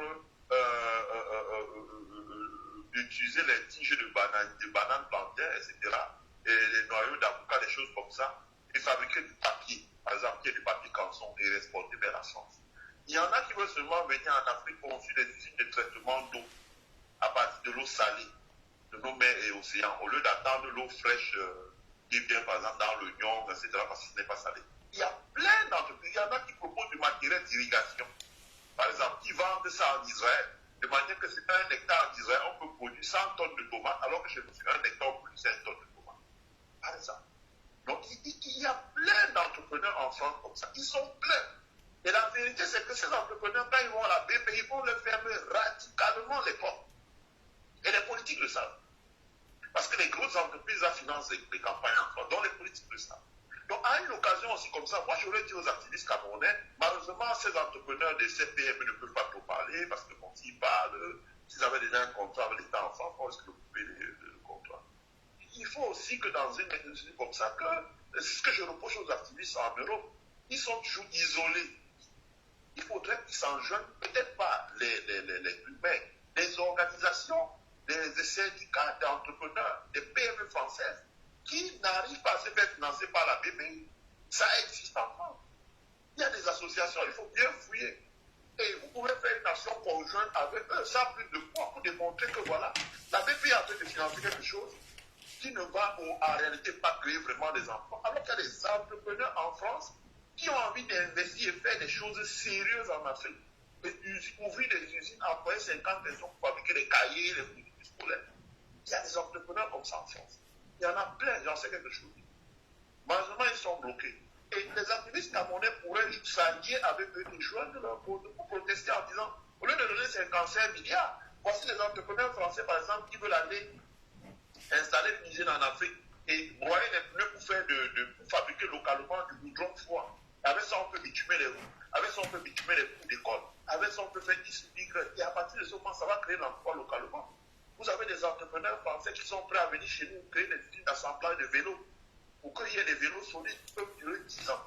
Qui sont prêts à venir fabriquer du matériel électrique, des câbles électriques, pour le qu'on importe de Chine. Ces gens sont prêts à venir faire ça au Cameroun. Pourquoi on ne les finance pas? Il y a des entrepreneurs français qui sont prêts à venir au Cameroun pour ouvrir des sociétés de location de matériel agricole pour favoriser la mécanisation de notre agriculture. Même quand on n'a pas l'argent, on peut jouer un tracteur à l'heure ou à la journée, etc. Donc il y a plein de gens comme ça, mais la BPI ne les supporte pas.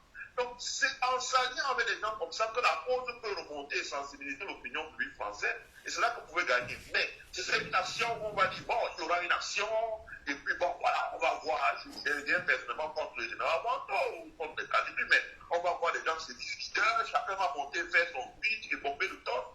À un moment donné, ça va passer dans le vent. Élisée, je ne te coupe pas.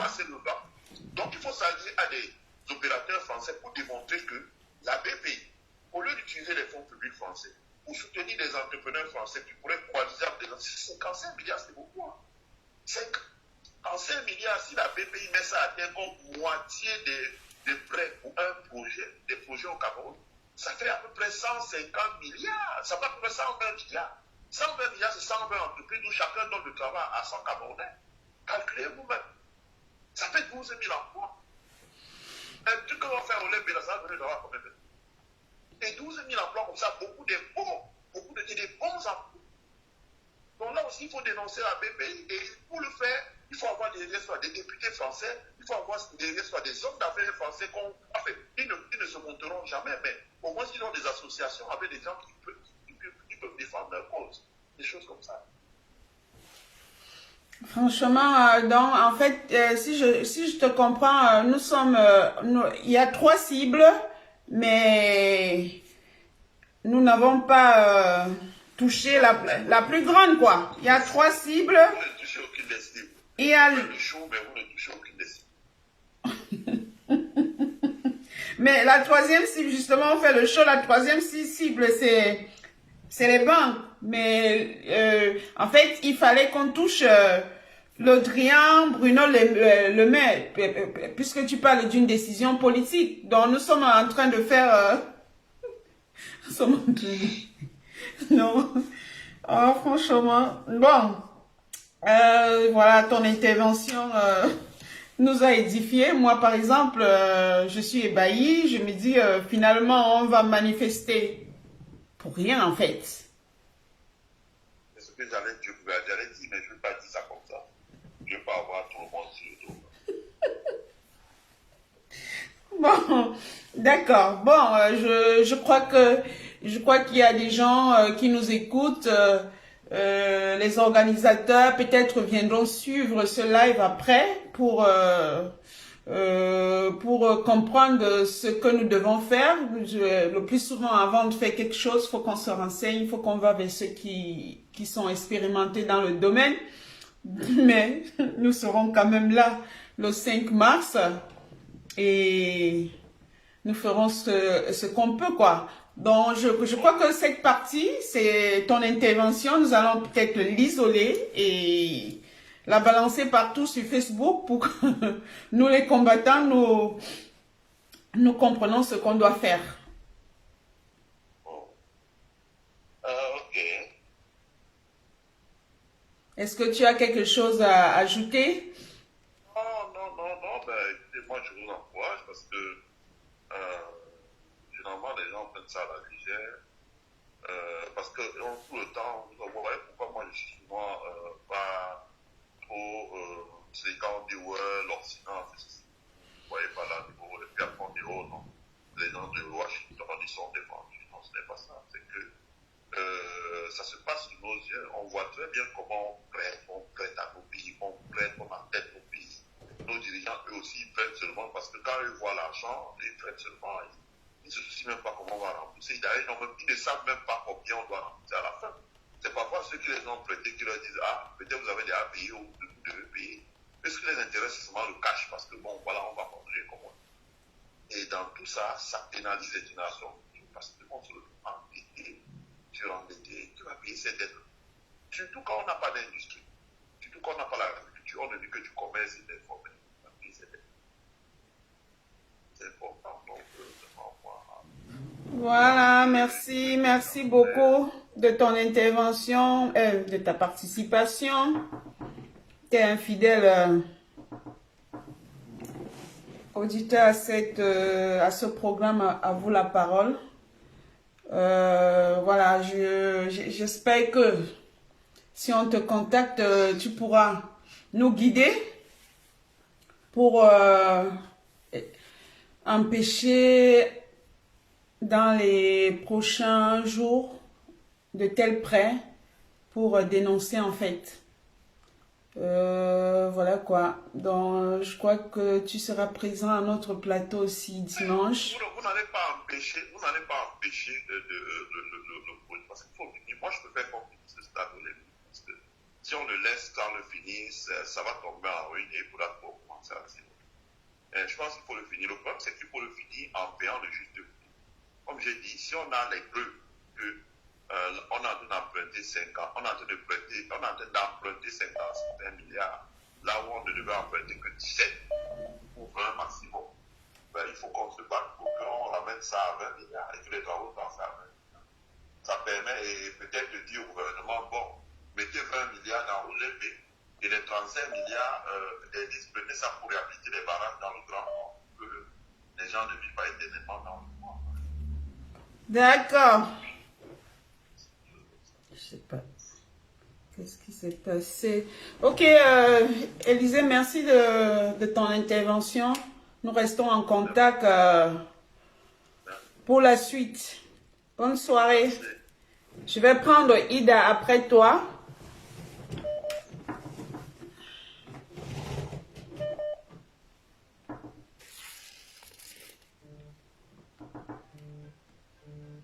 Waouh. Ida, attends, je te prends autrement.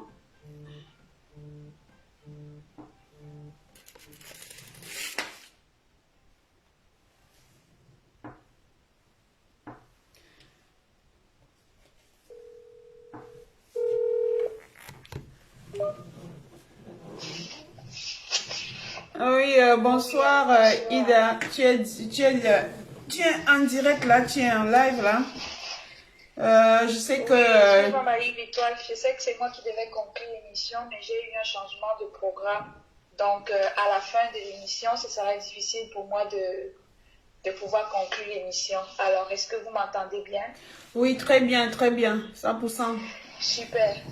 Excellent. Comme je dis tous les jours, nous les vendredis, quand j'interviens, je remercie tous nos fidèles auditeurs qui se connectent ici tous les vendredis soirs, tous nos fidèles intervenants qui se connectent ici tous les vendredis soirs, et je félicite encore une fois la merveilleuse équipe que nous sommes, qui travaillons d'arrache-pied pour que cette émission ait lieu.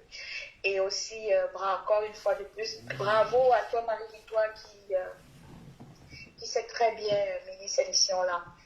Alors, premièrement, je dis déjà, ça, c'est pas mon domaine d'économie. Donc, quand je vais parler, je vais pas parler en tant que spécialiste. Je vais parler en tant que, tout simplement, quelqu'un qui est de l'extérieur puis qui utilise sa pensée critique, son habilité de penser pour pouvoir analyser la situation. Bon. Alors, j'ai pas totalement écouté l'intervention de Desmoifo. J'ai écouté une partie, donc il me serait difficile de vraiment... je ne sais pas si, par exemple, la façon dont je vais aborder, ça va aller dans son sens ou contre son sens, mais pour ma part, je toucherai de ma part je suis une néophyte dans le domaine de l'économie, mais j'aborderai ça dans 3 aspects. Donc, le premier aspect, ça va être sur l'aspect de l'activiste normal. C'est-à-dire que il y a des activistes, naturellement, qui font leur devoir, comme notamment Ndé disait tout à l'heure, qu'on doit faire des recherches, avant, on doit analyser, savoir où est-ce qu'on s'en va, c'est-à-dire qu'avant même d'initier une manifestation, donc il faut penser pourquoi on l'a fait, comment on va la faire, qui on va toucher, c'est quoi le but après. Donc, le côté administratif qui est très important. Donc, en tant qu'activiste, on doit le faire. Mais également aussi, il faut aussi prendre en considération que dans le cas de la situation camerounaise, beaucoup de personnes se sont lancées dans l'activisme, pas nécessairement parce que ils ont pris la peine de vraiment prendre connaissance de tous les dossiers politiques et de tous les dossiers administratifs ou tous les rouages de la gestion de l'administration de la société camerounaise sur tous les domaines, que ce soit économie, éducationnel, transport, peu importe. Donc, il faut prendre en considération que beaucoup d'activistes actuellement camerounais se sont lancés spontanément dans la lutte sans expertise. Mais c'est certain que plus on avance, il va falloir que chacun essaye de prendre un peu du temps pour essayer de repenser l'activisme, parce qu'en réalité, un activiste se bat pour des causes. C'est sûr que sur le terrain, tout ce qu'on fait, c'est de la manifestation pour démontrer notre désarroi, mais souvent, cette manifestation doit être accompagnée d'une demande claire et une équipe qui fera le suivi de cela. Donc, je dirais ici à Demois, il faut avoir un petit peu d'indulgence avec cette catégorie d'activistes qu'on va trouver aussi parmi nous les Camerounais. Donc, la manifestation, de ce que je comprends, la manifestation, comme j'ai entendu, la manifestation du 5 mars, une manifestation qu'on fait entre guillemets pour rien, mais que les gens sachent aussi que cette manifestation, au moins, c'est pour nous permettre de relancer la lutte, parce que cette lutte, en ce moment, est très... je ne sais même pas qu'est-ce que je peux dire, mais ce n'est pas la lutte qu'on a connue dans les débuts de fin 2018, début 2019. Donc, il y a un petit peu un ralentissement, et puis il y a beaucoup de malentendus, des incompréhensions qui se passent, des crises de leadership et tout.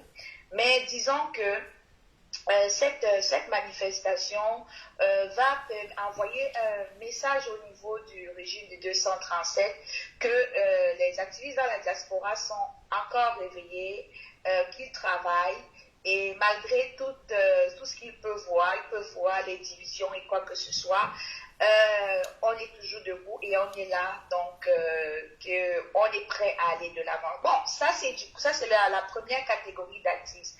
Maintenant, la deuxième catégorie maintenant, c'est pas la catégorie d'activistes. La deuxième façon pour moi, le deuxième pan que je peux avoir pour analyser cela, je vais prendre mon petit côté à moi de néophyte. Donc, moi, j'ai un petit côté d'administration des affaires en moi.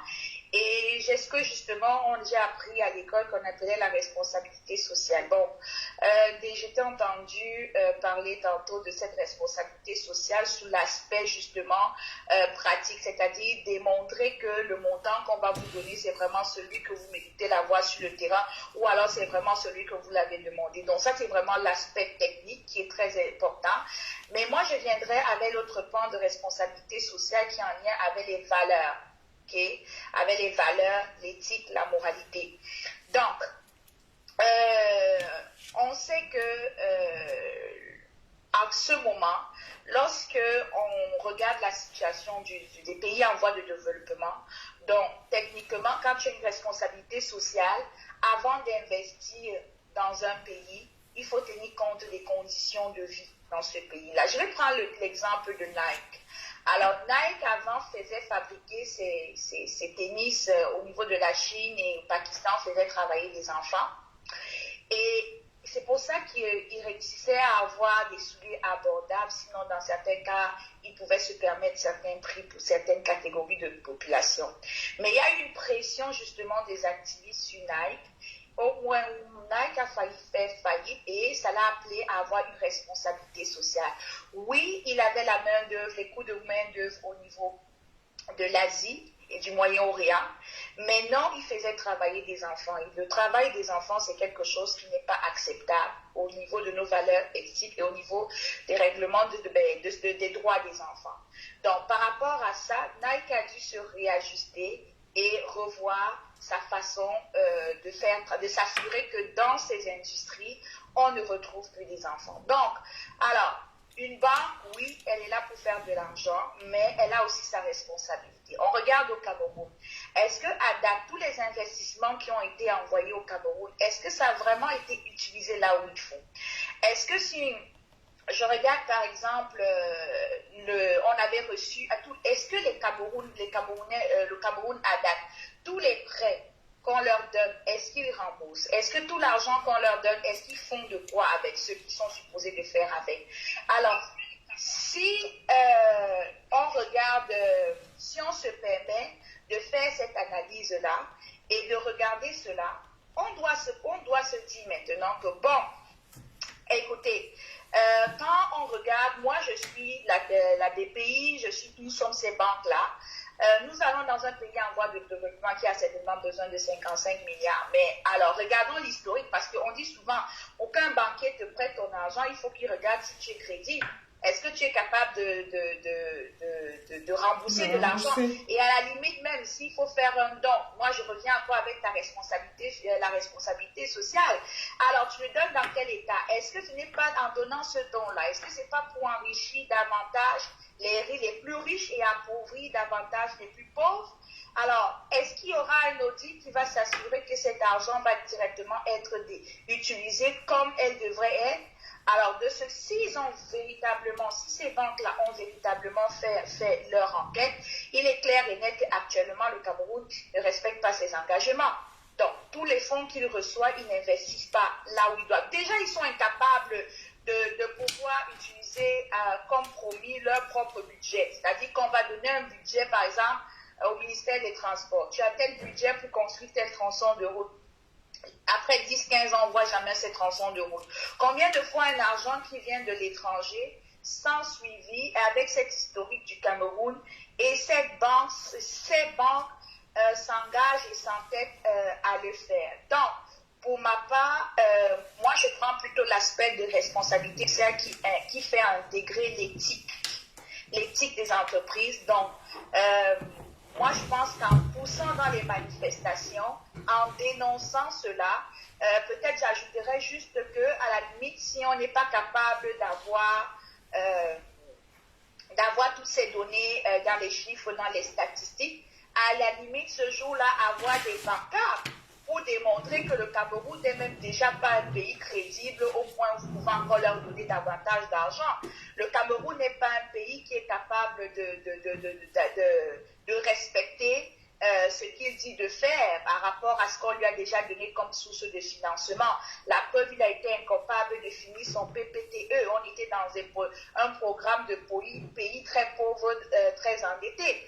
On a été incapable de sortir de là dans les délais. Donc, comment est-ce que quelqu'un qui veut faire du business appauvrit davantage la population et n'étudie pas suffisamment le terrain pour voir à quel point cet argent va davantage enrichir les riches et appauvrir les pauvres et créer, parce que ça c'est un mot que les Occidentaux n'aiment pas, les inégalités sociales.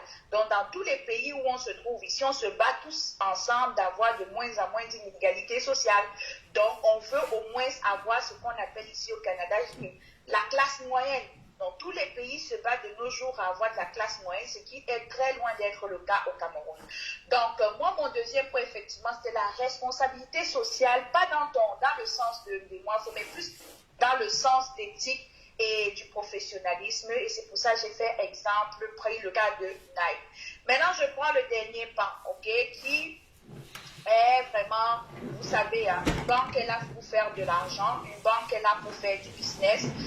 Si dans ce deal-là, elle est capable d'aller utiliser le maximum de taux d'intérêt, parce que ce sont les taux d'intérêt qui font vivre une banque, si elle est capable d'aller chercher au maximum le taux d'intérêt dans les pays qui sont déjà très, très, très endettés et très, très pauvres, pourquoi elle ne le fera pas? Plus tu es pauvre, plus ton taux d'endettement est élevé, plus ton taux d'intérêt est élevé, et là, youpi, la banque se fait suffisamment d'argent. Alors, maintenant, ce troisième point, je suis totalement contre cela, et c'est pour ça que je prends mon deuxième point, qui est la responsabilité sociale, qui touche plus l'éthique des entreprises, pour pouvoir dire que je ne sais pas un point donc pour lequel j'en ferai une promotion. Donc maintenant, je vais terminer ici tout simplement en disant que certes, je suis d'accord avec Témoin-Faux, il va falloir qu'on apprenne de plus en plus à... C'est vrai qu'on manifeste, comme il disait tout à l'heure, on s'en va faire le show, on prend le micro, on bavarde. C'est vrai qu'il va falloir que dans chaque manifestation qu'on a ici, il faut effectivement se rapprocher justement des gens qui s'y connaissent pour qu'en arrière, il y ait un background, c'est ça qu'on appelle souvent le lobbying.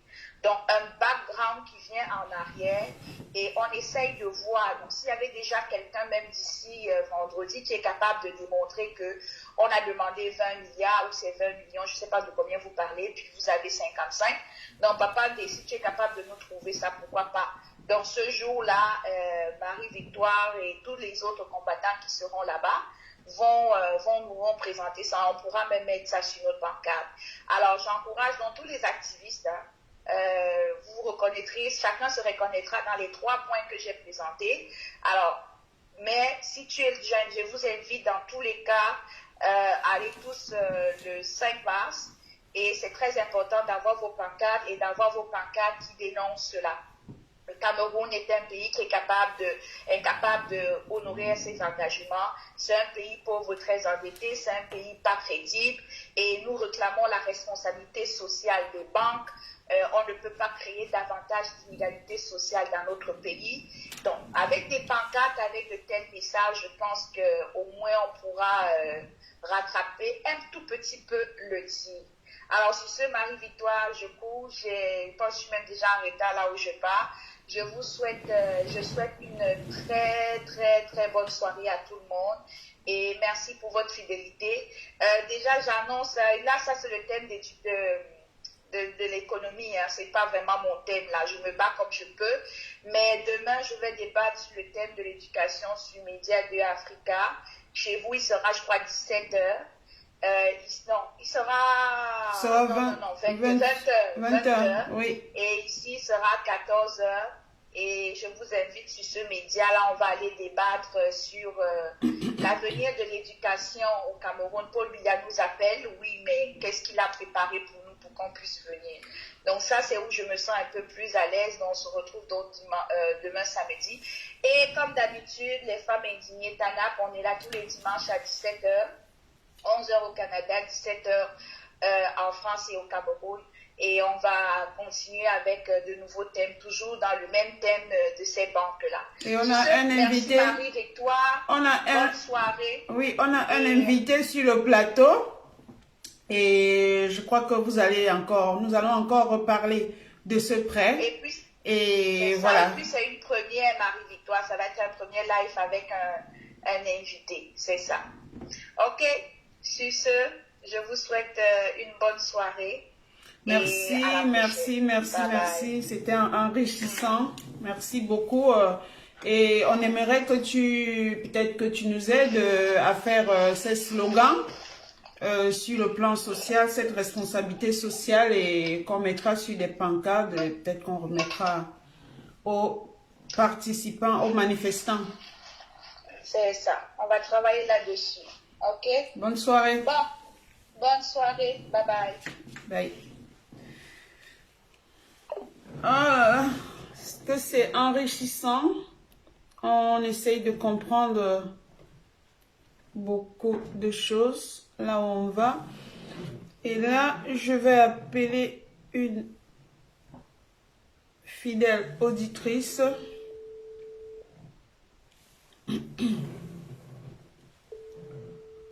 Et après, je suis déjà fatiguée. S'il n'y a pas d'appel, nous allons clore.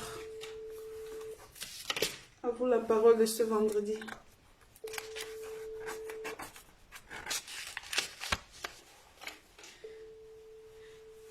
Je crois que Françoise n'est pas encore rentrée chez elle. Elle est occupée. Donc, selon... Oui, allô? Oh! Bonsoir, tu es déjà en live. Ben, tu peux dire quelques mots et après on va se séparer. Mais j'espère que tu as suivi. Tu as suivi le... Non, je te jure, j'étais encore au cabinet, je viens de sortir du bureau là. D'accord. Donc, j'ai rien suivi. Je sais que le thème, c'était sur... Non auprès, tant qu'il n'y a pas... L'audit, en fait. Je pense que c'est ça le thème. Oui, c'est ça. Ma participation, c'était que... je vais d'abord dire bonsoir à nos fidèles auditeurs, aux fidèles auditeurs de la femme indignée Tanam. Je dis bonsoir à tous les combattants qui nous suivent en ce moment. sur notre page, c'est la page du travail. Ma participation pour le thème de ce soir, ce que je dois dire, c'est que mathématiquement, l'État du Cameroun a donc vu sa dette augmenter de 1338 milliards au cours de la période de 5 mois, allant d'avril à septembre 2020, donc qui représente 7,2% du PIB.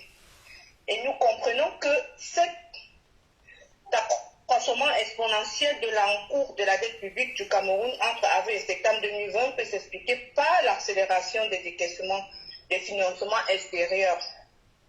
Donc, c'est pour ça qu'on demande l'audit de la dette camerounaise avant toute chose. Et ces financements ont non seulement trait aux appuis budgétaires obtenus dans le cadre du programme économique et financier avec le Fonds monétaire international, mais aussi aux emprunts contractés par le gouvernement pour lutter contre la pandémie du Covid-19, où on ne parle même pas en ce moment au Cameroun.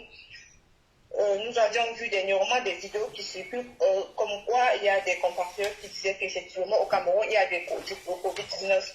Mais sauf qu'ils ont demandé de l'emprunt pour la pandémie du Covid-19 et on ne voit pas où est-ce que l'argent est parti. Donc les premiers cas ont été identifiés sur le territoire national en 2019. Mis à part les financements extérieurs, le Cameroun a été très présent sur le marché monétaire sous-régional au cours de la période sous-revue. Ce qui fait qu'à travers des émissions successives des titres publics de court et de long terme, en vue de la mobilisation des capitaux servant au financement du budget, par exemple, seul le troisième trimestre 2020, le Trésor projetait de lever 110 milliards sur le marché et 180 milliards au quatrième trimestre. Vous comprenez pourquoi nous suivons le père Lado dans son concept, pas d'audit, pas de financement, pas d'emprunt, pas de dette de 55 milliards pour financer la construction d'un stade. Or, nous voyons dans le Grand Nord des enfants qui sont assis à même le sol pour prendre les cours. Nous accompagnerons le père Lado dans cette optique parce qu'au regard des chiffres que je viens de vous lire, on comprend qu'il faut de l'audit en ce moment. Ils ont emprunté de l'argent pour le Covid-19 et la population ne reçoit ni les masques pour respecter les mesures barrières. Les hôpitaux n'ont pas d'oxygène. C'est pour cela que nous exigeons, nous accompagnons le père Lado dans son slogan « Pas d'audit, pas d'emprunt ». Et qu'est-ce que je vais encore ajouter? Je suis dans les transports. Ce que je peux dire, c'est que malgré la marge de manœuvre dont dispose encore le Cameroun en matière d'endettement et eu égard à la célérité avec laquelle il s'est endetté ces dernières années, le Cameroun reste encore ce pays qui s'endette pour partager les sous avec des copains. C'est pour cela qu'on demande encore aujourd'hui la justification des comptes, l'audit de l'endettement du Cameroun. Donc, voilà ma petite contribution. Elle n'est pas petite, ta contribution. Bon, je te souhaite un bon retour à la maison. Merci et à tout à l'heure. Engagées dans ce combat. Les femmes indignées Tana sont là pour le travail et non pour le Congo. Ça, c'est pour cela que vous voyez, malgré les difficultés, je suis encore dans les transports en train de rentrer du boulot parce que c'est la période fiscale. C'est pas évident pour les comptables, pour ceux qui nous suivent et qui sont comptables en ce moment. C'est pas du tout évident, mais parce qu'on s'est engagé dans ce combat, on s'est dit la patrie ou la mort, nous vaincrons, nous donnerons tout. Nous vaincrons. Pour accomplir notre mission. Notre mission, c'est la révolution, l'insurrection, révolution. Donc, c'est lever le peuple au 237, c'est libérer le Cameroun, chasser Ngongo du pouvoir. Les femmes indignées Tana sont là pour le travail. Nous ne sommes pas là pour entrer dans la vie privée des combattants parce que ça ne nous sert à rien. Je dis encore merci Marie-Victoire, malgré les circonstances, les conditions. J'ai quand même pu participer. Je te dis encore bon week-end à tous les combattants, à tous nos fidèles auditeurs. Bonsoir au grand frère de Wanfo. Bonsoir au maréchal Nino, ce grand combattant qui nous a suivis dans notre lancée. Il a compris que les femmes indignées Tanam sont des femmes qui sont là pour travailler. Nous disons merci à ces deux hommes qui nous accompagnent dans ce que nous faisons. Bravo à toutes les femmes indignées Tanam pour ce travail de tous les jours. Bon week-end, merci encore. Bon week-end, bon courage à toi et à tout à l'heure. À tout à l'heure, merci. Merci Marie-Victoire, bisous à tous. Bisous. Bon, ce que je retiens, c'est que je retiens du passage des auditeurs, nous avons 3 cibles, différentes échelles, échelle 1, 2, 3, et nous avons commencé par la plus basse. Donc, là, nous allons manifester le 5 mars devant la banque et il faudra qu'on accentue notre démarche sur l'aspect social, sur la responsabilité sociale, la responsabilité morale de ces banques. Nous n'avons pas d'eau, nous n'avons pas d'électricité, nous avons une souffrance galopante, nous n'avons pas des hôpitaux. De plus en plus, des compatriotes décèdent dans des conditions inimaginables dans nos hôpitaux. Le coronavirus est là, la crise n'est pas gérée. Le ministre a promis des ambulances qui ne sont pas là jusqu'à l'heure actuelle. Tout ce qui les intéresse, c'est se faire plein les poches. Nous disons non à ce prêt additionnel, à cet endettement sauvage sur des générations. Nous disons non au financement du génocide. Nous disons non à l'absence de transparence dans les dépenses publiques. Nous disons non aux voleurs à col blanc. Et nous disons oui à un audit.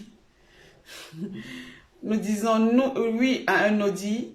Nous allons commencer par les banques et je crois nous allons atteindre l'Odrian, nous allons atteindre Bruno Le Maire, comme nous l'a conseillé Élisée qui est là. Oui, Malachi Mamouda, c'est un féman, ça c'est sûr. Donc, nous disons non à la France qui est complice de la dictature. Nous ne sommes plus des esclaves.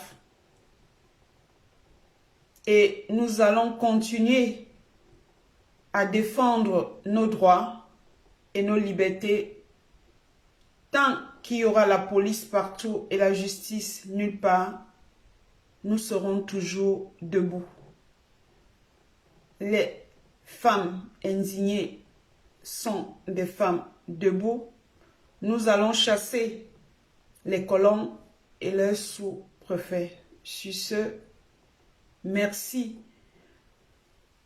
à vous tous qui êtes fidèles à ce programme et je vous dis à la semaine prochaine. Mais avant, nous avons un plateau dimanche et j'espère que vous serez nombreux à venir nous encourager. Au revoir et bonne soirée.